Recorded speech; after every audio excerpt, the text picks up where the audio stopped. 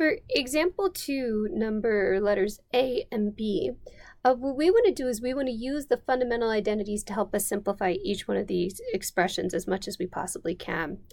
Now, in regards to that, there's a few different ways that we can do it, and there's a few different acceptable answers. I'm going to take, I think, what is the path of least resistance. Again, these are not have-tos. There's a bunch of different ways to do them. But my first hint is anytime you see the standard trigonometric functions, write them in terms of sines and cosines. A lot of things will pop out for you once you do that. So let's take a look at example A first. Well, in regards to secant, we know that secant's the reciprocal of cosine.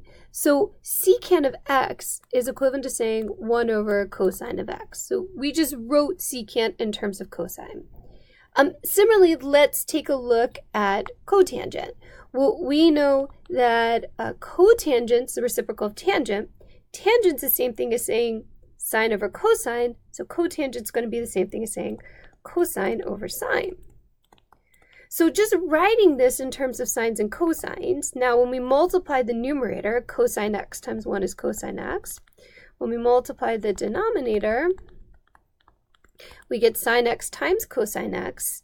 We could cancel out these factors of cosine x that they both share, and this is either the same thing as saying 1 over sine x, but remember that 1 over sine x is equivalent to saying the cosecant of x, so both of these are acceptable. Either one of these would work. In terms of simplifying as much as we possibly can, cosecant's a little more simplified than 1 over sine x is just because we have that numerator over there, but they're both equivalent to each other.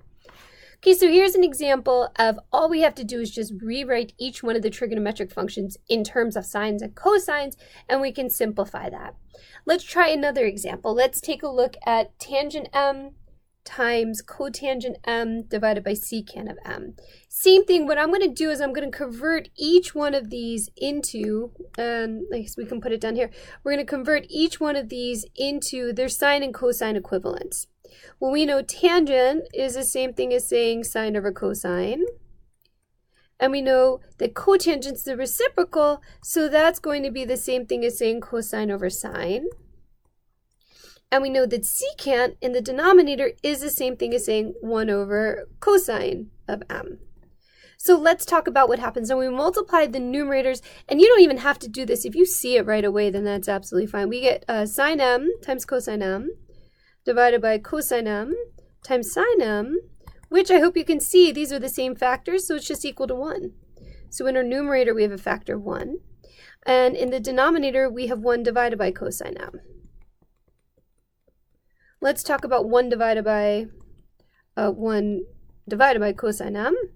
Well, remember, this is the same thing as saying this. And that is the same thing as saying 1 times cosine m over 1. And that's the same thing as saying cosine m. So this, simplified completely, is the same thing as saying cosine m. And again, the trick is here just to rewrite each one of these trig values in terms of either sines or cosines.